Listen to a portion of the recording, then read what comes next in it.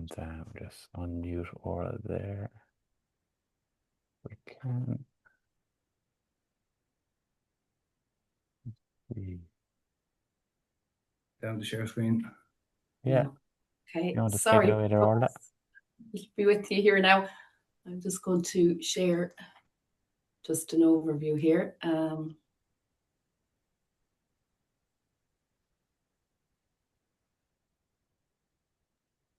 Sure. So I suppose, look, so I'd just like to welcome everyone and thank you all for logging in to our information session.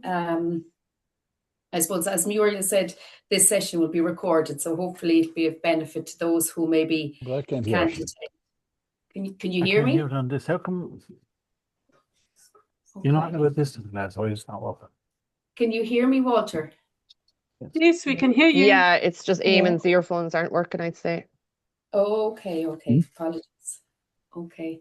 So I suppose at this session, I'm just going to give an overview of the fund. I'll talk you through the online application process, and also there'll be an opportunity for questions and answers at the end of the session, if that's okay. So I suppose just to begin, the fund itself, it has an allocation for 2026 of just under 240,000.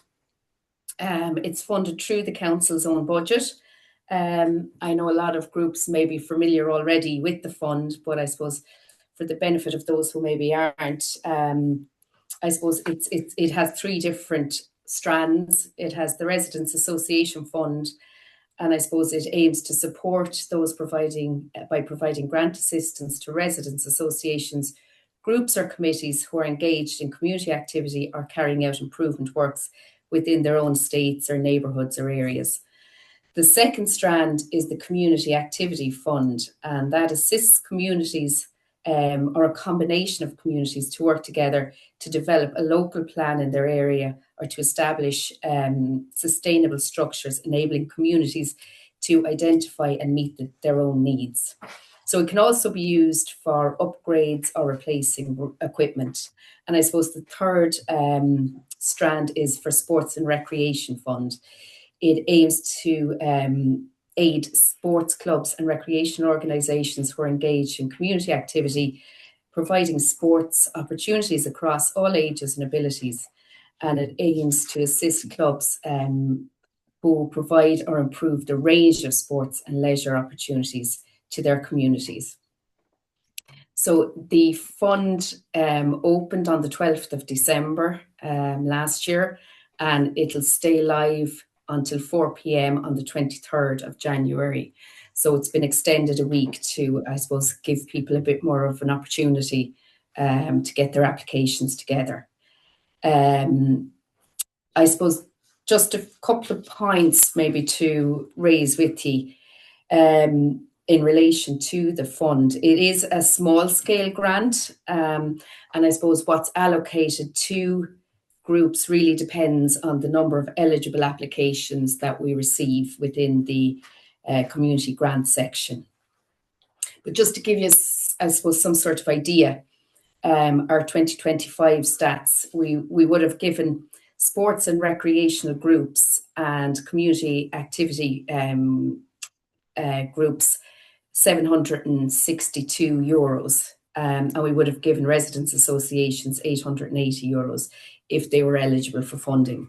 Again, I suppose it depends on the numbers. It could be more if we get less applications in, or it could be obviously less if we have to spread it further. Last year we received, there was 305 successful applications that we got in, and there was 13 unsuccessful applications. So you can see, I suppose, we do try to ensure that everybody, that this is spread to as many groups as it possibly can be. And I suppose those 13 unsuccessful groups, the reason why they weren't eligible was mainly around, I suppose, they weren't a member of the PPN, they didn't have maybe a unique PPN number for the group, or it was due to the fact that they were on what we have is an eligible list, and I'll talk to you about that in a minute.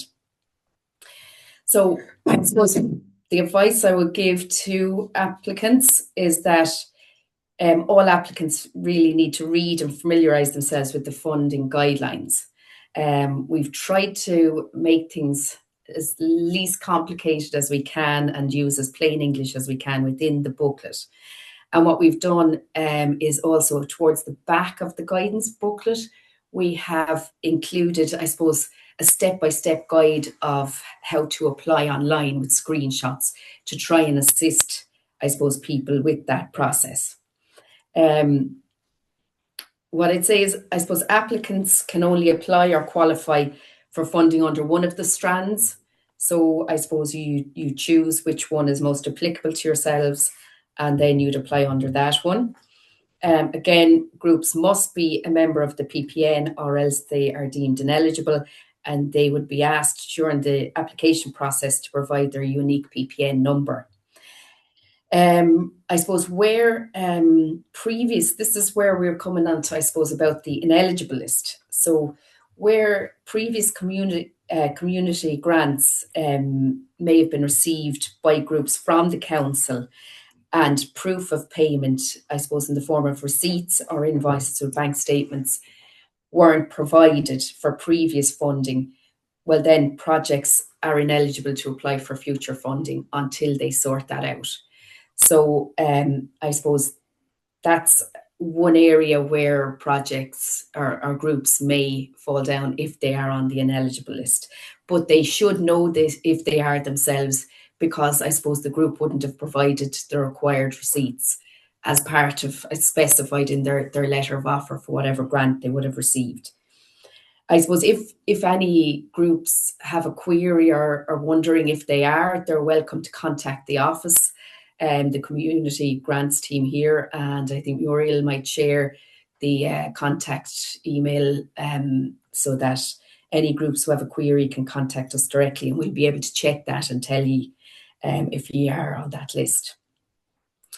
I suppose the other thing is, if the scheme is oversubscribed, applicants may not receive full amount applied for. So I suppose that's just to take cognizance of that. And I suppose just to be realistic again, it's unlikely that any grant will be over 1,000, because it's likely we're probably going to get more applications in rather than less, I'd imagine.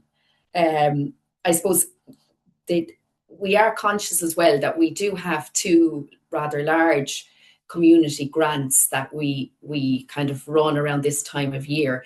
Supporting Waterford being the current one, and I suppose the local enhancement one will be coming in fairly soon. I think it's opening on the 30th of January, but we do try and keep it so that we're not opening the two grants in parallel, so we'll run them concurrently. So I suppose there will be further notification, and there'll be a further information session on the local enhancement programme 2026. So I suppose just to let everybody know that, and I do know that sometimes it can be confusing between the two, but I suppose the documentation that's required for upload for the Supporting Waterford grant that we're looking at now, it's all on page 1. It's listed on page 1 of the guidelines document. So I'd say if everybody uses the guidelines document when submitting or completing their application, it should be of benefit. So we do look for evidence of a bank statement, credit union or post office account, because that's a requirement as well for any group applying for community funding through ourselves. If you are a group that I suppose you would be working with minors or vulnerable people, we do require a child protection policy to be uploaded to the application as well, to ensure, I suppose, that that's in place. If you're a sports organisation, we do look for evidence of affiliation to a recognised governing body of sport also. But I suppose we don't look for quotations and things like that at this stage for the Supporting Waterford Communities Fund. If you are successful, which you probably, if you have all these bits in line, should be, we will, when I suppose there'd be a deadline as part of the letter of offer will set out that receipts, I suppose, must be provided by the groups to us to ensure, I suppose, that the funding is spent on what it should have been spent on and for good governance purposes. And also because we are subject to audit ourselves and could be asked to show the documentation. So I suppose that's where, I suppose, the backup documentation comes in. So look, I suppose as well, just to draw your attention to within the guidelines document, midway down on page 4, the eligibility criteria are listed as bullet points. And I'd ask, say, all groups considering, just read through them. They're fairly standard. I've mentioned some of them here, but just to make sure that you understand and you are eligible to apply. So I suppose you can see, I suppose, I suppose just to mention as well that we moved to an online application system in 2024. And I suppose from an efficiency perspective and records keeping perspective, it has worked quite well for us. And we have seen over the past couple of years a large increase actually in the number of groups applying for the funding. So I think there was a 27% increase between 2025 and 2024 alone. So it does seem to suit some groups, and I know that there are queries and other groups maybe for whatever reason aren't able to submit through the platform. And what I'd say is to contact the office, and we can make paper copies available, but we would be encouraging, I suppose, most groups to go down the online route with assistance if required, because going forward, the community grants will be administered this way. The system we use, it is very user friendly. It should talk you through the process, and I suppose there are benefits that I suppose you would have, and that you have a copy of your submission, your application that you've submitted. You also get confirmation that you have successfully submitted. So you have evidence that you've submitted within the timeline and the deadline. And I suppose the record is there. It's easy for us to, if you, for whatever reason, if you need to contact us, we can pull up the information very easy from our side. And again, I would say to look at the step-by-step guide within the back of the Supporting Waterford Communities Fund guidelines document. And it does have pictures and images and shows step-by-step how to submit. Now, I suppose the first thing is maybe groups are unsure of where the link is, or I know we do include them in emails that go out. But if you, for whatever reason, can't find the email, you can go on to the council's own website. And I think on the homepage of the website, if you scroll down, I think halfway, the grant, you can click on that and you'll get straight into the Supporting Waterford webpage there, which also allows you to click on Apply Now. And that's where it'll bring you to this screen that you're seeing in front of us. If there's any problems at all accessing the link, there's no problem, or you can't find it or the location, touch base with us and we'll be able to show you. But if you go into the council's own website, it should be on the first page that comes up. Also, if you can't see it there, you can go into services, you can find community, and it's under community grants in there as well.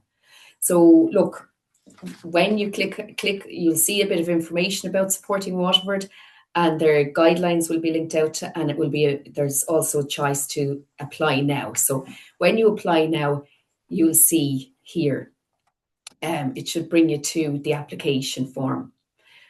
So I suppose the application form is fairly, I suppose, self-explanatory in a lot of things, but we'll go through them step by step.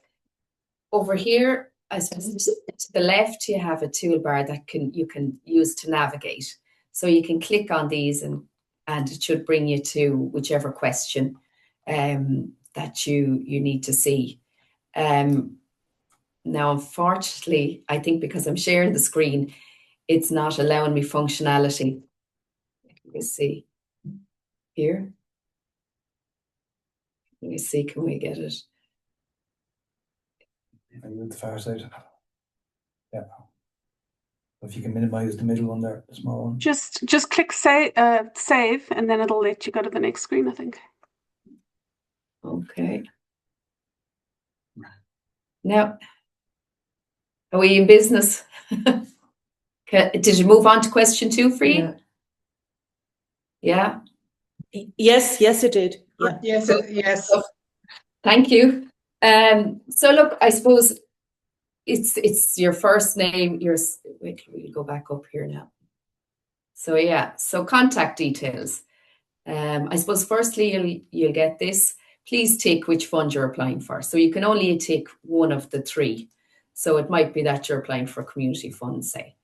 So so it says yes. It actually gives you the details here. It says answered, valid, and saved. So you can move on. You use your arrows here to move to the next one.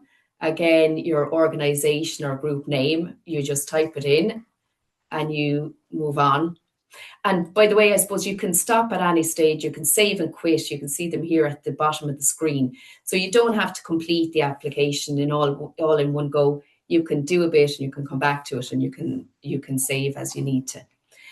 So yeah, you just go through basically your contact details, your position, your address. This is all standard. It would have been, I suppose, what we would have had in previous years, your phone number. Now, I suppose question 7 looks for the email of the main contact. And just to point out, I suppose this is to ensure, this is the contact where we'll be emailing, I suppose, letters of offer or any communications that we need to. So just to make sure the person who we should be dealing with has their email address included here. Now, geographical area is which district, I suppose. So there's, I suppose, 3 districts within the county. So you'd have the Metropolitan, you'd have the Cumra, or you'd have the Dungarvan, Lisduggan. So you just basically pick whichever is applicable, and it tells you again, answer valid, but it's saying not saved. So you can save here if you want, and you can continue on then. Okay, this is, I suppose, a very minority probably this would be applying to, and this is asking if you occupy a facility owned by the council. And if you do, it just asks you to, let me see, you're asked, I think, to upload a copy of your license agreement. So I suppose there might be difficulties with people uploading. So I'll just run through that. So if we scroll down here, so you see down here, it's showing you here that you've uploaded 0 and that 1 file is required. So where it's shown 1 file is required, it actually won't let you submit your application till you've gone back and done that. So if you had answered no to that, this question isn't applicable. But because we did, you click on choose file. It'll bring you to, you can pick whatever folders or files that you have your documentation saved in, and you just click on it and click open. And you'll know that it's attached because it'll tell you here. So it is as easy as just, I suppose, trying to save documents test 1. So it is as easy as, I suppose, just putting the documentation into a folder somewhere and then uploading them that way. I'll just go on to next. So this is just about the organisation itself. So I suppose when you're established, and then please tick the following that best describes your organisation. So you have options, or you can click other if they're not applicable. And if you click other, then I think it asks you to give, to please state. So you have the option of just giving what type of organisation you are. We do look for then, I suppose, the details, the key, I suppose, positions within the group. And then I suppose a requirement is that, I suppose, that all groups are a member of the PPN, which checks some of this as well, but that they're properly formalised set up group. So has regular meetings and an AGM. And I suppose that has to give us assurance that it is a legitimate, proper group. So we do ask for a copy of the most recent minutes. So I suppose it's the same thing again. You're going down, you're choosing your file. And again, I suppose it's just a matter of attaching it. It's actually telling me, it's clever, it's telling me that the document is already uploaded. So that means you can, I suppose, choose a different file and it'll be fine.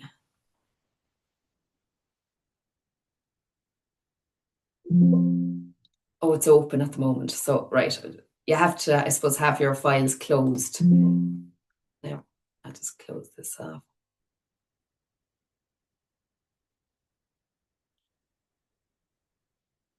Okay, so I'll just to show it again.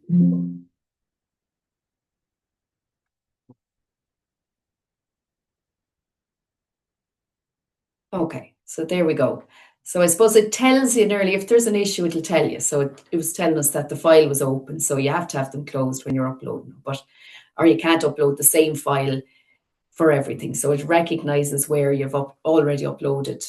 So it'll save you, I suppose, making a mistake and, uploading the same thing twice or something like that.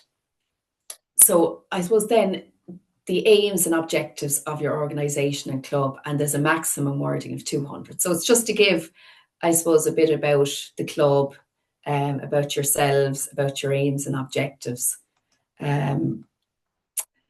I suppose there we're looking for the PPN number, and this is key. I suppose this is required. You'll see underneath the question, it does say required. So it won't let you submit this application unless you have your unique PPN. There is a link out to the PPN's website here. Just if you do want to check or want to register or whatever, you can do so by contacting Muriel or Walter. Okay. And I suppose it's asking, is it a sports club? And as I mentioned earlier there, where you have a sports club, it does look for recognised national governing body affiliation. So if you say yes here, it's the same thing. It's about uploading that evidence. Or if you say no, it will bring you straight on. So it won't require that. So now this, I suppose, is a key question, because it's, I suppose, just to get a description from the projects of, I suppose, how the grant is going to be spent. So there's a maximum of 75 words. So it's just about telling us, if you're successful, what is this going to fund? And who will, I suppose this is the following question, who will directly benefit from the grant? So if it's a residents association, maybe it's, I suppose, all the households within that estate or something like that. So, here it's actually asking how many households within. Okay, this again, I suppose, just a tick, and I suppose it's a way of making sure as well, if someone is ticking that they, I don't know, they deal with young people or part of the project will be in the implementation of working with young people, we will be looking for a child protection policy. So this follows on then. So does your organisation have a child protection policy? So if you tick yes to any of the previous questions where they're minors or vulnerable, well, then there needs to be yes here, and you need to upload your child protection policy.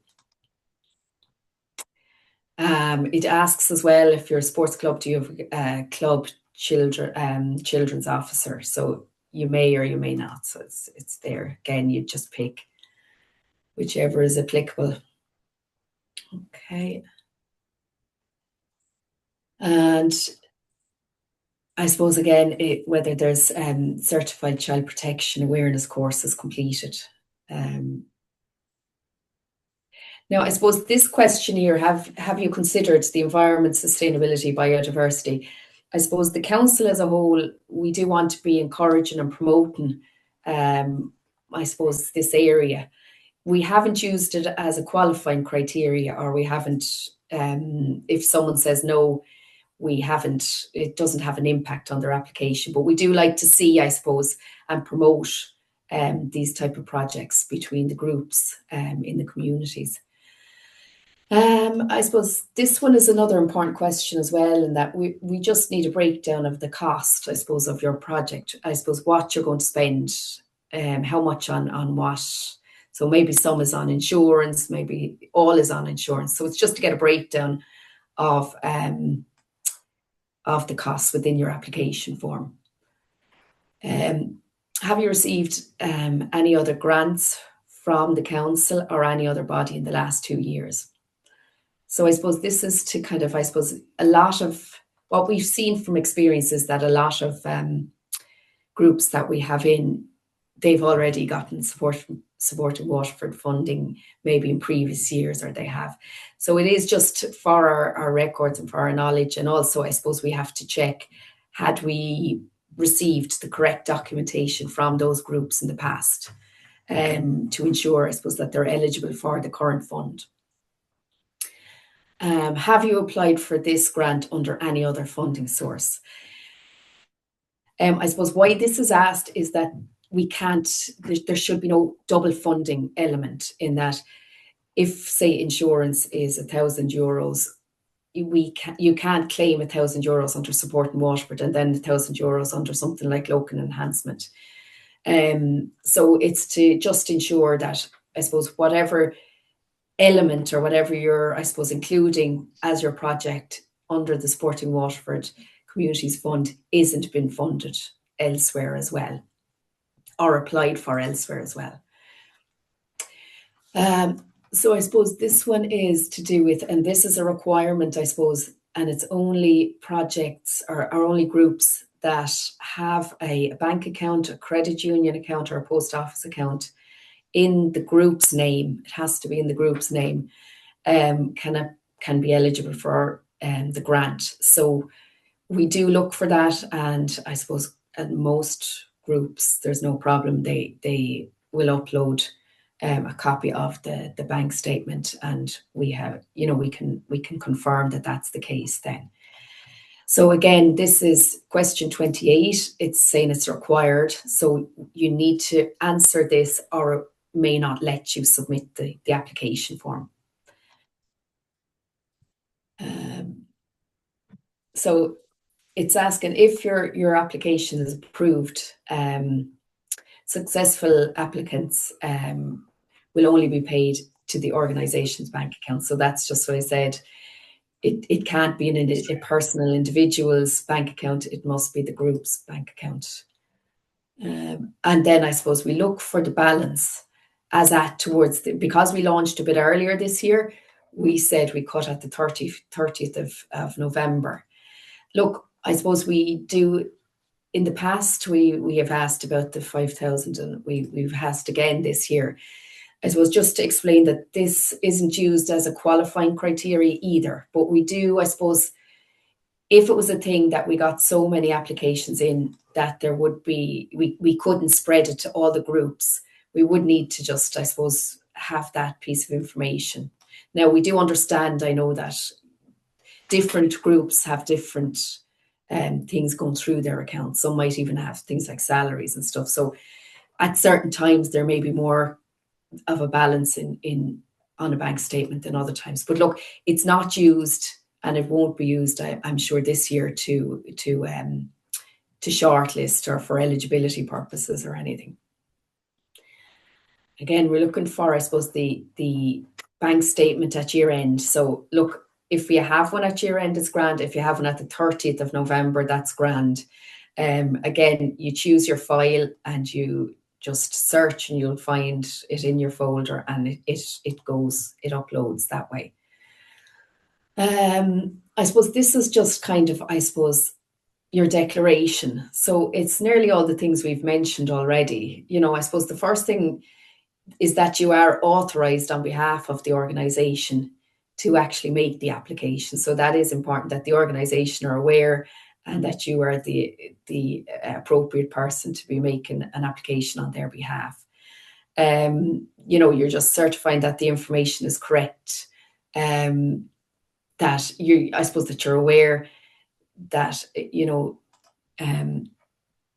that you have to complete the whole application, that if successful, that receipts must be submitted within the deadline as specified in the letter of offer.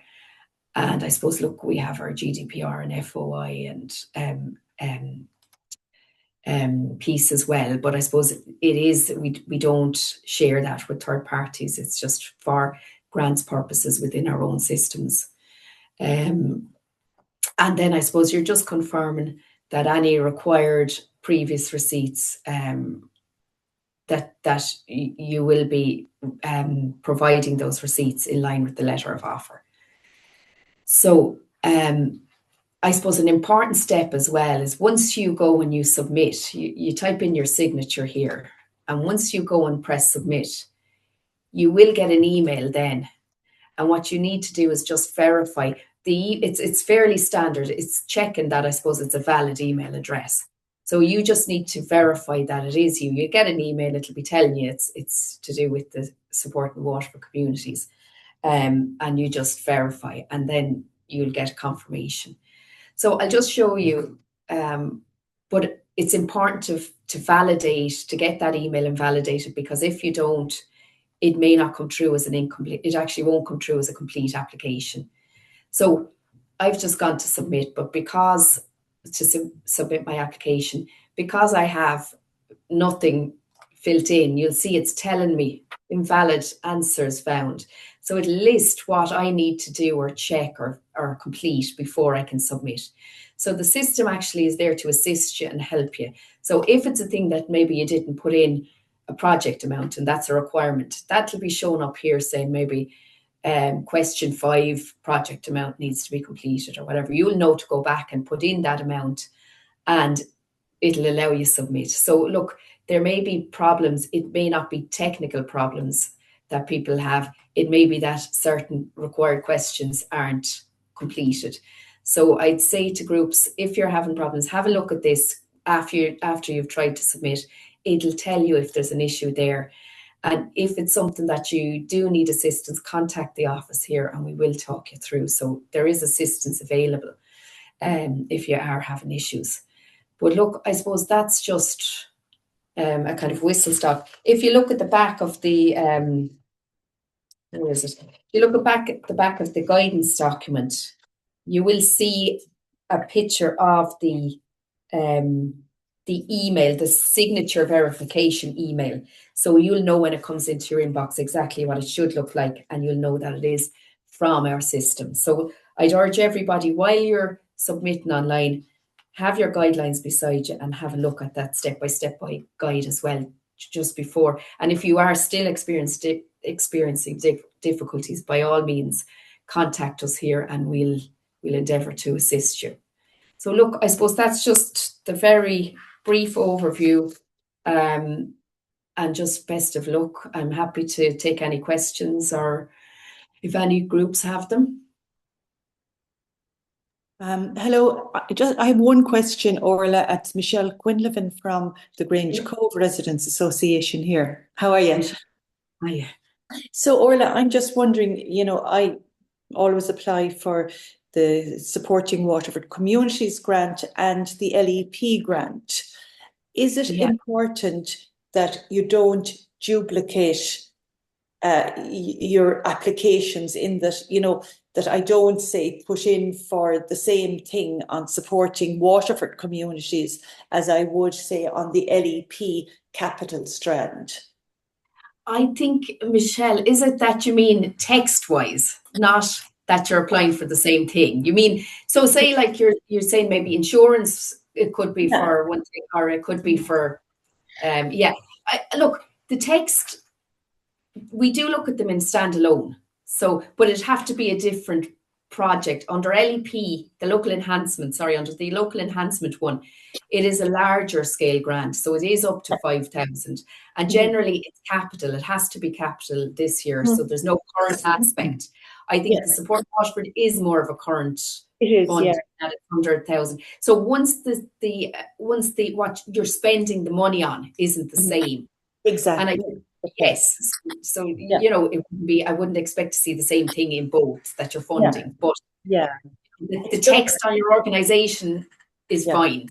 Like that. It's just, there's a question on, I think it's LEP. Have you applied under any other strand for funding, and if so, for what? So that's why I was wondering, you know, if it might go against you. Say if you mentioned trimming hedges twice or cutting a tree twice. We generally, well, for LEP, it wouldn't really be, because you might be buying the equipment to do that. Yes. Under Supporting Waterford, you know, once you're not buying the same thing, once you're not buying the equipment here and buying the equipment there, then there will be a problem, because you're double funding, if you like. Okay. And Orla, thank you for that. And just one other, just if you could confirm for me, when we're applying for a residents association, do we apply under, this is kind of relating back to question 1 or 2, do we apply under, say, community activity fund or residents association fund in general? Yeah, if you're a residents association, Michelle, I'd go under residents association. Okay. That's the way to go. Thank you very much. No problem. Thank you. Sorry, Orla, I'm just going to jump on there. Philip has his hand up there, Philip Kremen, and anyone else, if they want to stick up their hand, we can try and get to everyone. Philip, Your hands. I'd like to ask a question. Sure, Philip. Hello, yes. I'm with the Linamar Residents Association in Dunmore East. We've already submitted our application. Okay. I have 2 questions, in fact. First one is, what date are you targeting for the announcement of funds granted? Yeah, well, this particular grant for the Supporting Waterford one, it's our own fund. So it's supported, the funding comes from the council itself. So what we'd be hoping to do, if we can turn it around quick enough, would be that we'd be hoping to bring it to the February council meeting for approval. It has to go through that process, and we'd be hoping then to get back to groups fairly soon after that. Okay, and for a residents association? It would be, all these 3 are the one grant. So they'll all go in together, if you like. So they'll go for approval at the same time to the council meeting. So it'll be shortly, we hope, towards the end of February kind of time. We'd hope to be getting back. Very good. And anyone who's lucky enough to get funding allocated, that's done by bank transfer, correct? It is, yes, Okay. yes. On the application form, we only give in the last 5 digits of our account number. Is that enough for you to identify the bank, the IBAN? We do have the bank statement, which will have your if you submit your bank statement, it'll also have your account details. If they haven't been set up Yeah, got it. Okay, many thanks. Sorry, No can I problem. just sorry, Philip is next, then Nuala, and there's someone there, iPhone, I don't know who that is.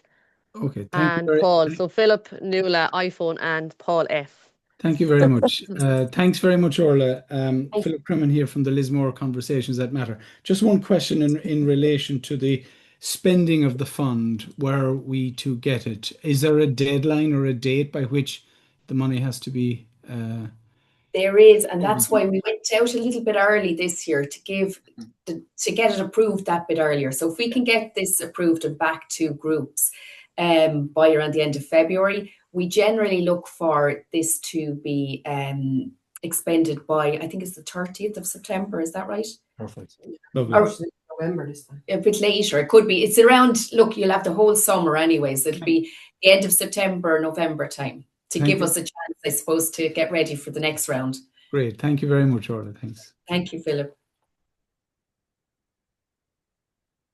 Nuala. You're muted there, Nuala, sorry. I'm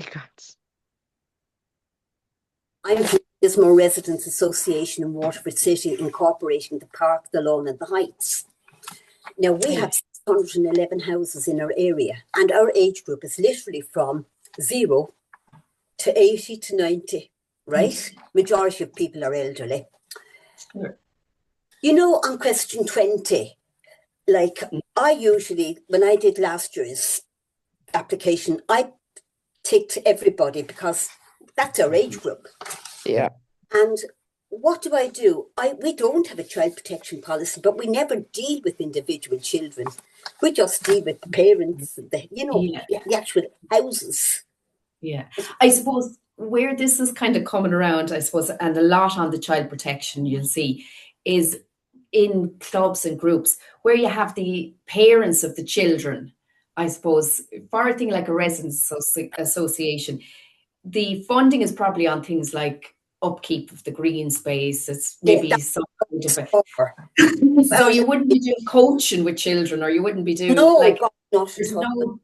there's no child and adult time where they're not with their parents or they're as part of this application. So I would see that as kind of different to a sports club who may be getting equipment for, I don't know, soccer classes or something with minors, and they would definitely need, I suppose, those controls in place. But where there's parents belong to where the kids are there and the parents are there, you're not really, the project itself or what you're doing is not really applicable there. It's just that it's nice for everybody to see. Do you know what I'm saying? Yeah. So and like I put my circle around them all, and because it's for everybody in the whole area. Yeah. That would be an NA question then, Orla, wouldn't it? Non-applicable. It doesn't apply really. Yeah. Yes, non-applicable would go in. Yeah. That's what I'm putting in. I actually have a copy of. I printed off your thing. You're prepared.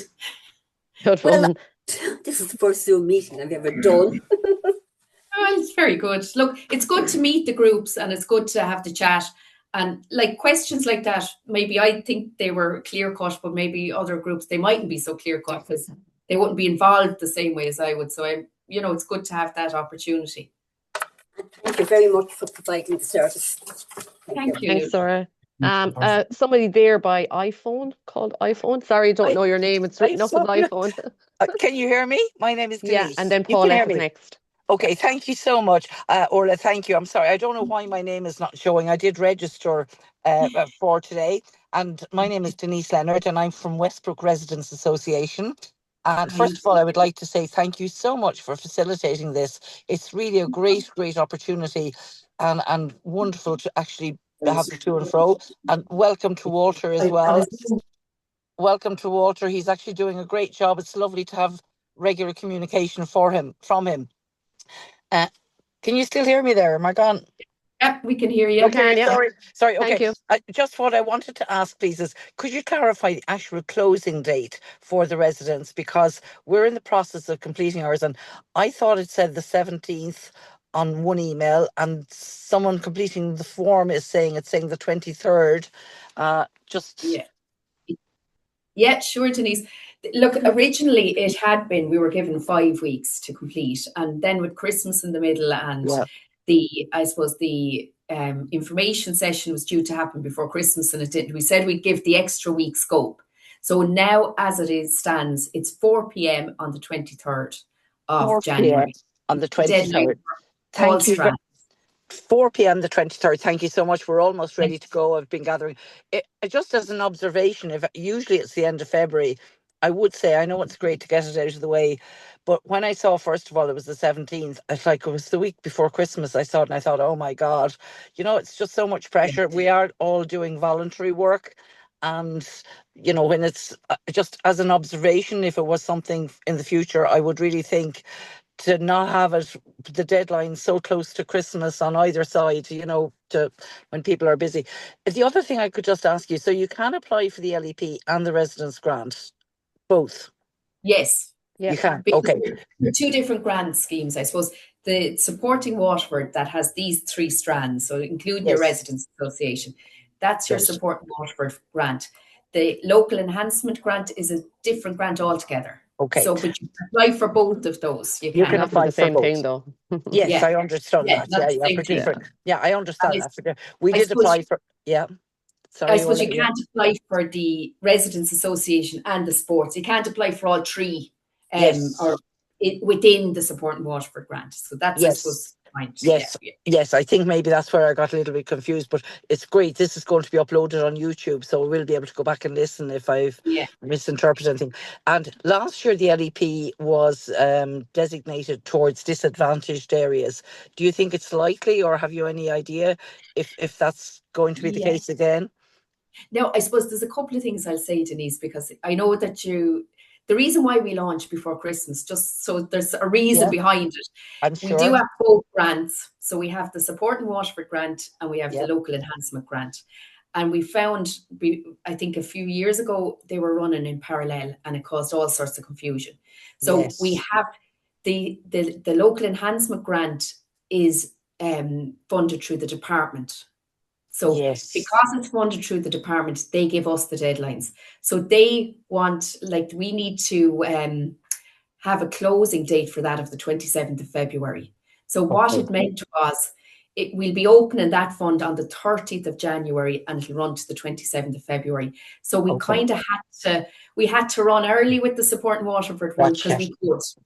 But we have a week between them now. So like it may be a thing that we don't want them running concurrently. It causes a lot of problems.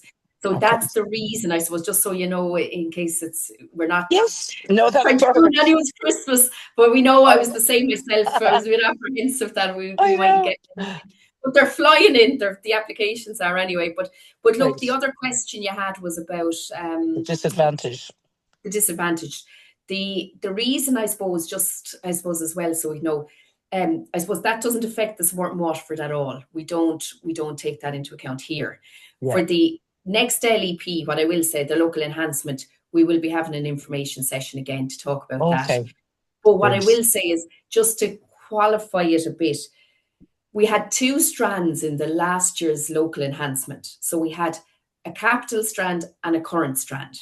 Yes. And the current strand was very small funding. I think it was only about 31,000 funding we got allocated by the department for that fund. And we got nearly 145 applications for that. So part of the reason why we went down the disadvantaged route was because the department themselves say that it should be focused on disadvantaged groups. And if we spread that to 145 groups, there just would have been nothing to give to the groups. So that's why, and it was only really the current fund that that was used. I think there was, we did spread the capital one, which we had a bit more money in, a lot broader.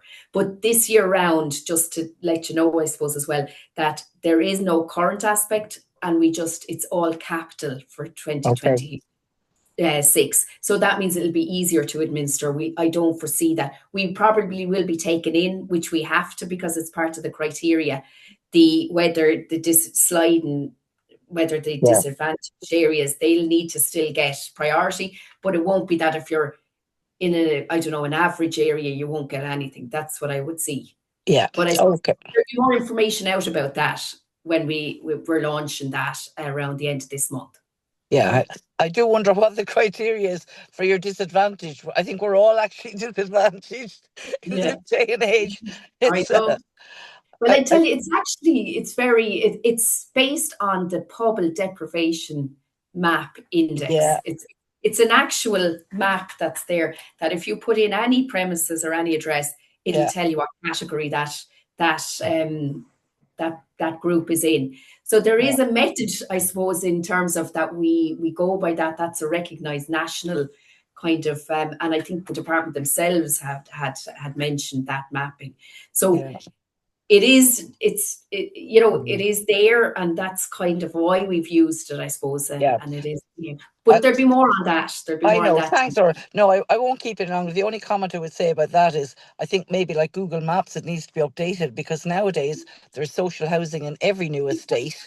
Is this just an area that's like previously that they'd say, oh, Ballymun Flats, disadvantaged area. Now there are disadvantaged people living in all areas. You know what I mean? I know. It is. Absolutely, I agree.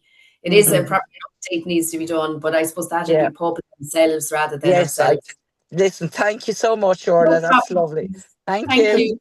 Paul is next. Paul F. Sorry, Paul. there next door. And we've one or two questions you might answer as well that are in the chat when you get a chance.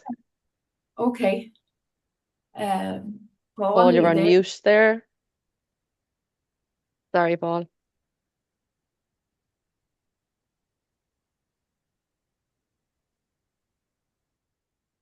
How's that? Yep, you're good to go now. Yeah, We're there. Sorry, technology. didn't realize that. Sorry. How are you? Thank you, Muriel, and thank you, Orla. Very informative session. Thank you. Just have one question for me and our organisation, Queel. It's Paul O'Connor here from Queel Beag Residents Association. This is our first time to apply with you, and literally we've only set up there before Christmas.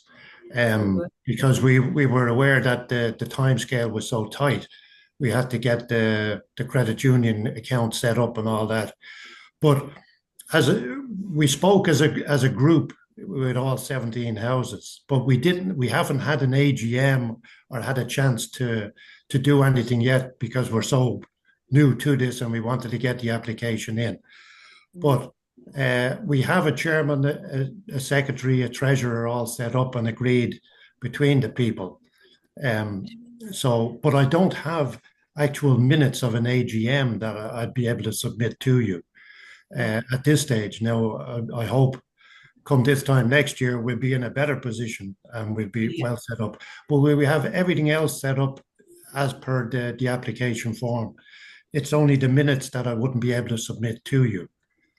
Well, what I'd say now, Paul, is like, I suppose you could show me some evidence that you're only established, and I suppose that in itself, you're a member of the PPN, though, are you? You're a member of the PPN. Okay, so you're a properly formalised group, and it's just the minutes, okay, of the meeting.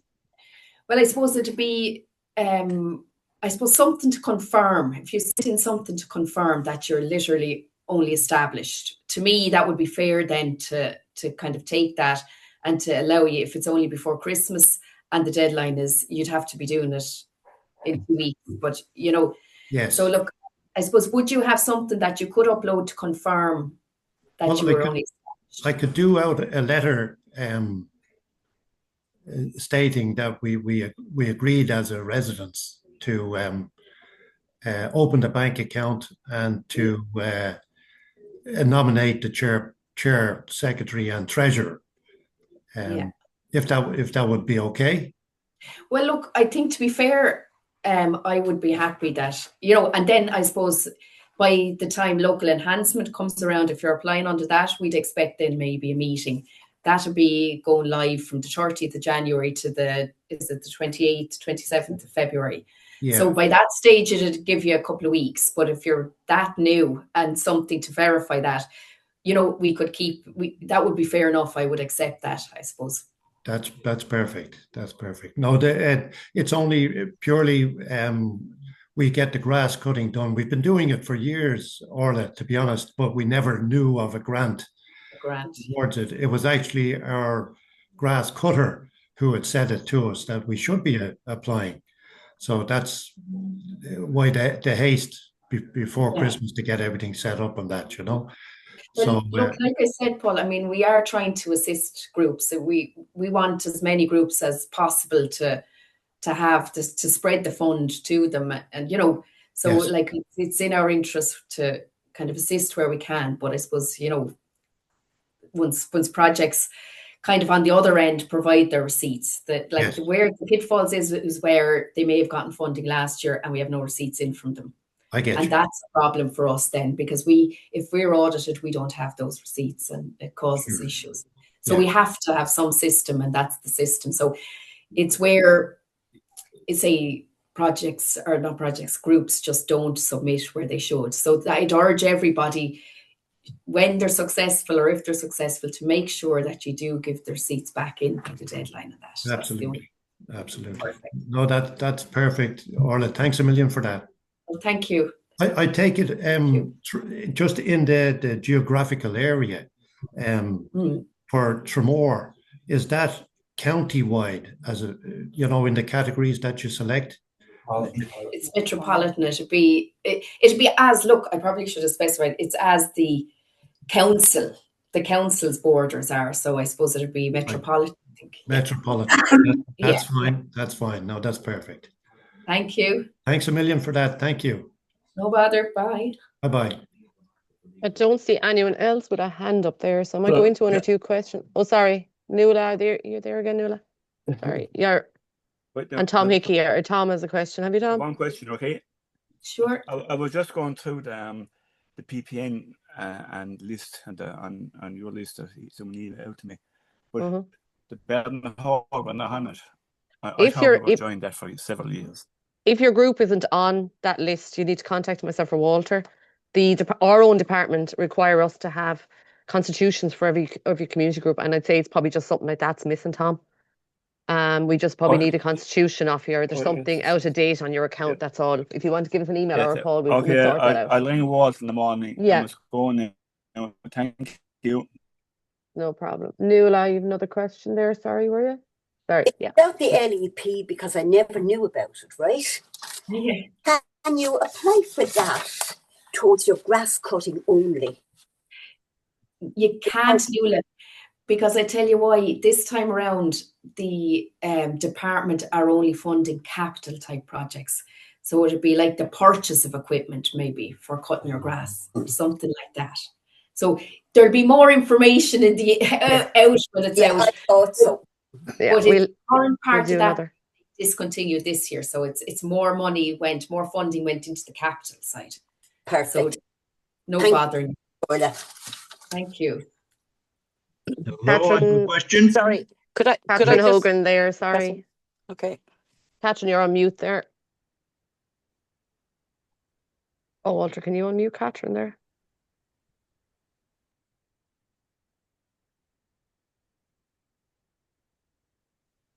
Yeah. Hello. Yeah, Catherine Hogan here from Comra Active Retirement Association. What I want to know is, we're in the city, so we're in the metropolitan area. Yes. Yeah, yes. Fine. That's one question. The other question is, I'm trying to think now. You're okay. Yes. I'm applying for funding under the Community Activity Fund. Is that correct? Yes. Yeah. They're the only two questions I wanted to ask. That's lovely. And I enjoyed the presentation. Yeah. Thank you. Very well done. Yeah. Thank you. Alan, you have another question there, have you? Yeah. Alan J. A request rather than a question. Is the gentleman just out of the picture perhaps Walter? Yes, Walter's camera is not working. Can Walter show himself? It's can't. Always supposed to put a face to the name. Walter, you'll have to jump over here behind me. My camera's not working yet. His camera's not working. Where's Wally? We'll get him to jump in there. Well, we're waiting for Walter to come in. Could I just There's say Walter. one thing? His picture's on the website as well. There we go. Walter, and his email. Good work. Hi, Walter. You're in trouble now. They all know what you look like, Walter. They're tracking you down. Is there anyone else? And I can maybe run through one or two questions. Or Can you hear me there? Sure, Denise. Yeah. I just wanted to say to Paul, I've put my Paul from Coolbiog. Paul, I understand because you're only setting up. We've been doing it a few years. I've put my phone number into the chat, Paul, if you want to take it down, and you're welcome to ring me. I might just be able to help you if you have any queries, seeing as we've been around the block a few times. You're very good, Denise. Thank you for that. You're welcome. Great. Okay. Great networking going on. That's what we want to see. Thank you. John Cooper. Hello, yes, Orla, Muriel and Walter. Thanks very much for this afternoon. There's just a couple of questions, really. I'm with the Lismore Economic Social Community Group, and we're an umbrella group for 16, 18 other groups within Lismore. And we have an age profile from babies to beyond, up to retirement and beyond. On that question of age and child protection, will we just put NA for that? Yes, I'd say we're not directly involved with that. Okay. The other, I'll just put NA there. The other thing is a bank statement. We can only get bank statements, as the banks are very slow now, every 3 months. Is an older bank statement, say from September, acceptable?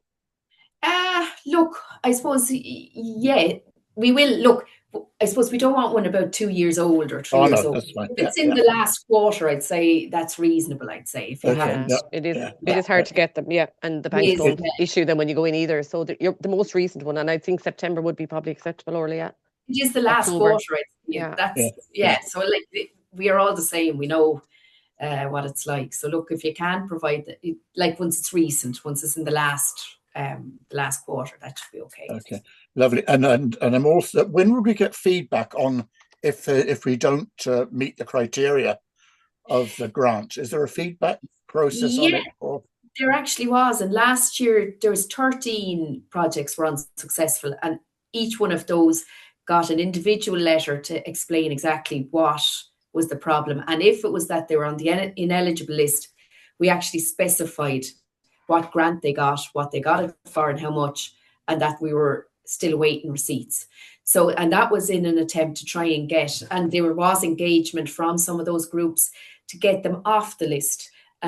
So where there was outstanding receipts, we try and get receipts.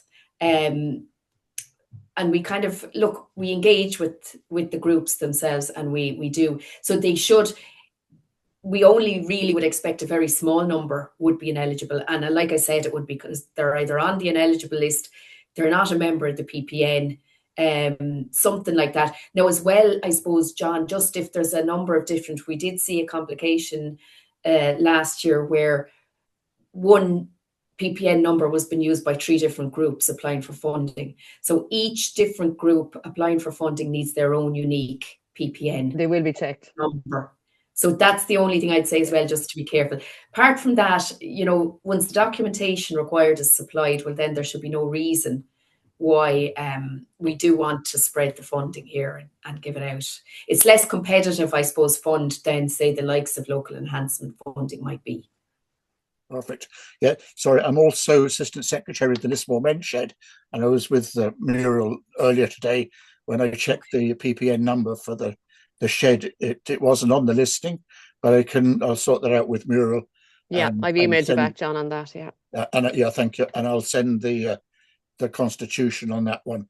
The other thing is now we're in the Waterford County Council building, and we've just renewing the license. We're extending the footprint of what the men's shed is, the land, and trying to get that out of Waterford County Council or the solicitors is a bit of an issue at present. I'll try and get one, but the license for the lease isn't that easy. Well, what I'd say, John, is you must have a current one. So whatever you currently have, okay. Do you have a current one? Whatever you have at the moment will probably be the valid one. Okay, that's fine. That's I'll get that back to you. Yeah, that's it. Listen, thanks very much for this afternoon. Thank you very much. Thank you. John. Thank you. Just to say thank you very much, Muriel, Orla and Walter, for all your assistance. And today was very informative. It was well worth attending. Great, Perfect. thank you. Good to Can hear we just that. run through one or two questions, Orla? There's not that many. How accurate do the numbers have to be? They have to have an estimate going from previous experience, but they've been told that the rent might be going up in the sports hall. Yeah. So, look, I'd say I take a guess here. I'm sure that the grants this year are not going to be over 1,000. So no applications. We did have some applications last year, and they were looking for 9,000 and 10,000. We're not going to. It needs to be realistic, I suppose, in what we are going to fund. So last year, like, it was the grants we gave out were between 762 and 880. So I suppose what I'd say to projects is to look at that amount and have their project at that amount, roughly, or 1,000 max. There's no, like, they have to be realistic in that they give a purpose for what they're going to be spending it on. So if I'm going to buy a lawnmower, say, there's no point in saying I'm going to buy a lawnmower and I think it's about €1,000 and the lawnmower is 4,000, and then you can't buy a lawnmower when you get a grant approved. So you're better off. Yeah, you're better off to be realistic.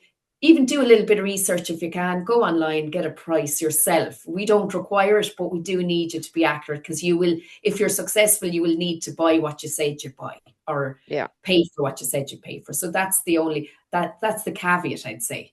Yeah, I'd say for the person asking that question, maybe if they go back to the sports hall and ask them. Yes. How much they like, they should be telling you at this stage how much your rent is going to be for the year. But if it's a guesstimate, like if someone says it's going to be 1,000, and we then work out based on the eligible number of grants, and we're going to give 700 to each grant, to each organisation. If they look for 1,000, they'll get 700.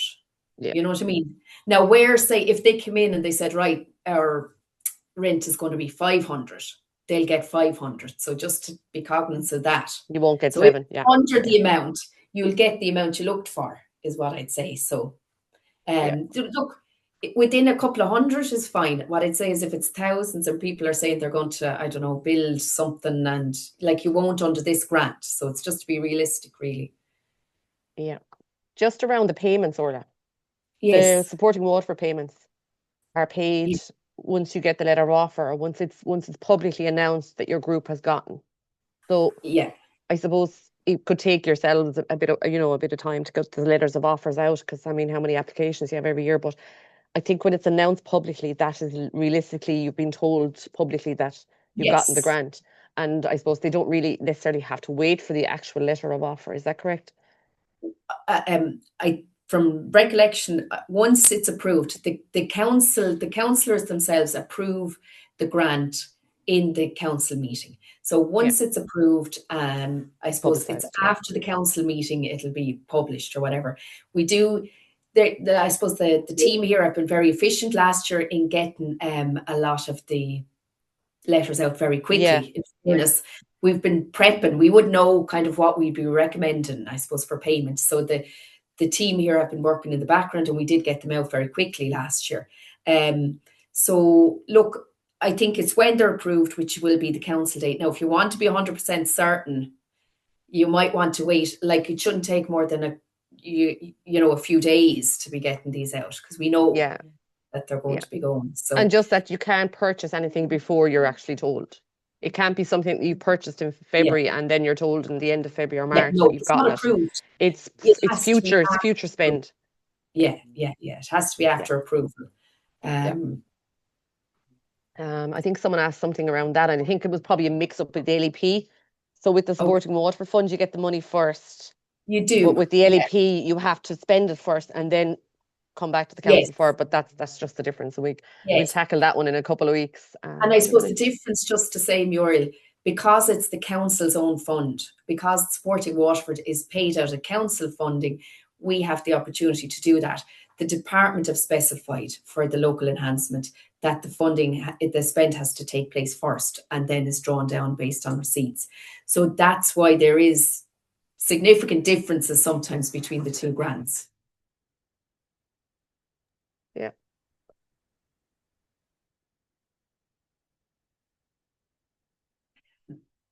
Sorry, you're on mute, Muriel. Sorry. We're just going to put up that link again to finding your PPN numbers. It's on our website under the funding page. You'll find it in there, a big list of the groups and their numbers. And if you're not on it, then you can just contact us. I'm just going to check. What I'd say as well to people, if they're having difficulties, not to be worried about contacting us. We're here to try and assist them.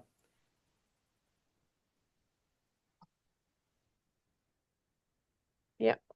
That's all the questions. Oh, hang on a sec now. No, I think that's all the questions. Yeah.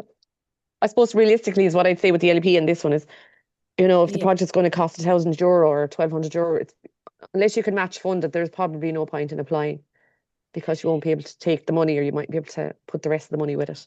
If you could have two little things maybe that would add up to a smaller amount, you might get one of the jobs done, but just because you don't know how much you will get. But it's just to be realistic that it's in that ballpark that, that we kind of fund. So to kind of take that into account when you're putting together the application, I suppose.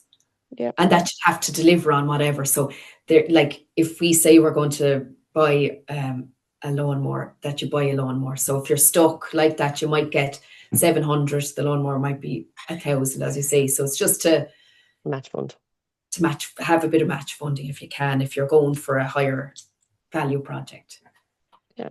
One final question from me, I think. Sure. Why is it essential that we have to use every last cent of the funding? I ask because sometimes if you have a bigger procurement in mind, and if you had a couple of €100 left in a given year, why can you not sort of transfer that to next year so that you can make that bigger procurement? I suppose, Alan, the reason is we had 305 projects that were approved last year, so we have to keep track on all those. So and we kind of work on a kind of calendar basis with these as well. So where there'd be an allocation for this fund, it'd be done through the council's budget. So we get a budget for 2026. We allocate that budget, but then we could be also audited on that budget.